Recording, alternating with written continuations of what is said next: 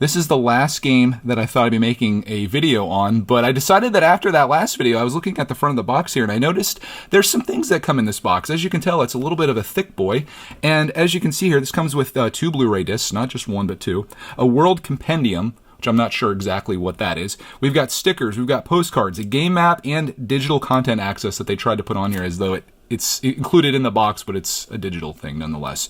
And I thought, you know what? Since we're probably never going to play this game, why don't I at the very least open up the packaging and we'll see what's all inside this since we paid for it, the whopping $5 that I got this for. Let's crack into it and see what's in here. A little bit of an unboxing, if you will. Maybe an ASMR. Not really. But yeah, it's got the sleeve and lots of stuff. So there's the game. And inside here, welcome to Night City. Dangerous. The year is 2077. Things are bad for the most part. This is like Streets of Rage a little bit. Complicated at best, but they're about to get a hell of a lot more interesting for you. A job of a lifetime is on the horizon. A wild ride, spanning dozens of hours of tech-infused adventures through a world unlike anything we've created before. And you're a huge part. Huge part. Oh, we should start this over again. Can I put this all back in here? Can we just wrap? No, we can't. Huge part of making this happen. I won't read any more of that to avoid further embarrassment. But here's the PlayStation 4 disc. This is the Play disc. Insert the Play disc second. Here's the, I guess, the data disc, the installation disc. Dang, that's a beast. It's crazy to still be doing this in 2022 or 2077, but I like my games physical. I like to have something that I own. It is a little inconvenient when you go to play a game and you have to put the disc in and stuff, but this just feels like ownership to me. At $5, they probably spent more money shipping this to me than they made off of it, so that's kind of wild, but I like that ownership. Even though it's for a console that is already outdated and will never be played on PlayStation 4, I've got something. Speaking of getting things, you don't get this when you go digital.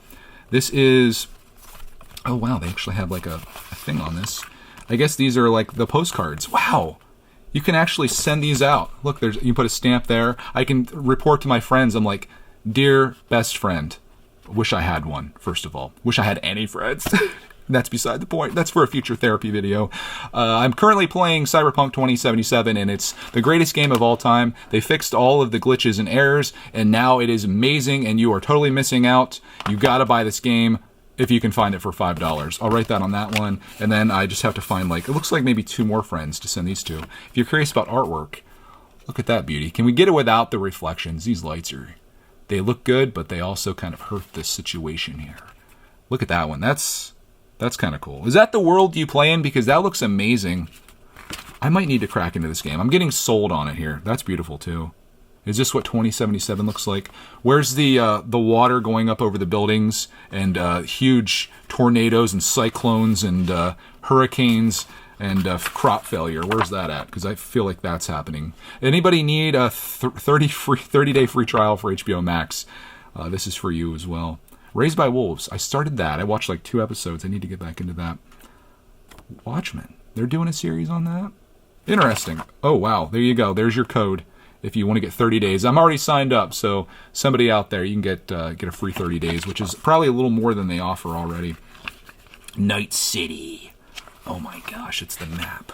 This kind of reminds me of Grand Theft Auto a little bit, the way that's this big open city, and it feels like it's like based on a real life place.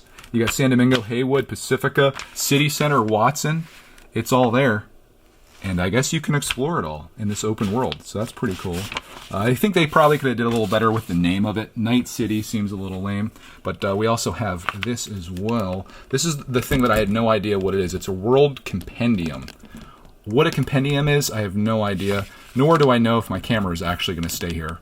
Number 1 rule, don't mess with your camera, because things will never turn out well. The World Compendium. Oh, it's a game manual.